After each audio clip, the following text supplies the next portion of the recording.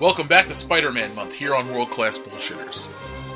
Every superhero has one defining trait that is unique to them, their costume. Spider-Man's fortunate enough to have many unique costumes. So today, I'm going to rank my top 5 favorite Spider-Man suits. Number 5, Spider-Man 2099. The only non-Peter Parker suit to appear on this list, Spider-Man 2099 was the best and the only good part of the 2099 expansion back in the early 90s. No other character design from that era has stuck, but the 2099 suit has. Why? Well, look at it. It's sleek, it's cool, the negative space used to make the eyes and mask was a novel concept back then. It was like nothing you had ever seen before. Spider-Man 2099 is always a contender for Best Spider-Man Costume. Number 4, the Superior Spider-Man. No matter your opinions on Doc Ock taking over Peter Parker's body, the suit that he did it in was pretty damn cool.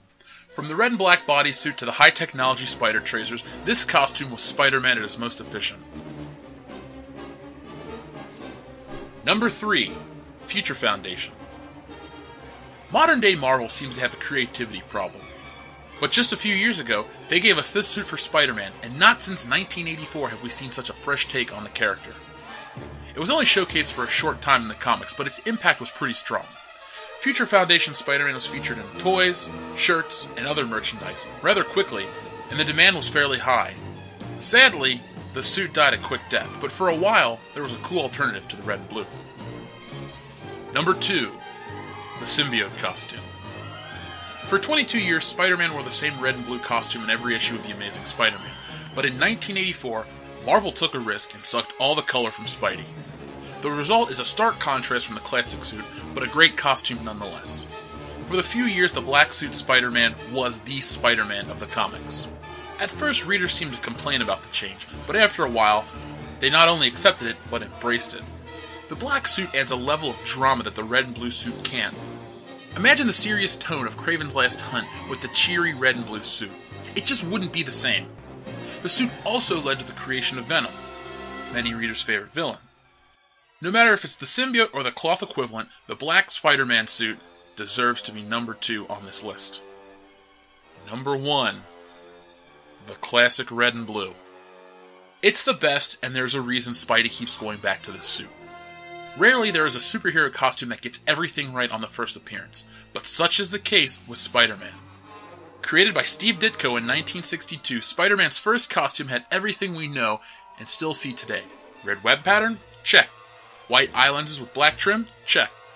Now, with this suit, I'm not taking artistic renditions into account. For all intents and purposes, the red and blue suit drawn by Ditko was the same one drawn by McFarlane. I know artists will change the shape of the eyes, the webbing pattern, certain things here and there, but those are artistic interpretations, not a change in the actual suit.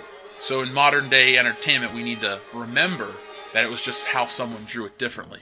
It wasn't as much of a production as it is nowadays. Spider-Man is not Tony Stark, so remember, he's poor, he's broke, the suit's just made of cloth. He's not constantly revising it. If anything, he would have huge holes and patches, but that would kind of ruin the appeal of Spider-Man, so thankfully Marvel never went that way. But this suit is classic, this suit is iconic, this suit is perfect, and I'm so happy that Spider-Man constantly goes back to this suit.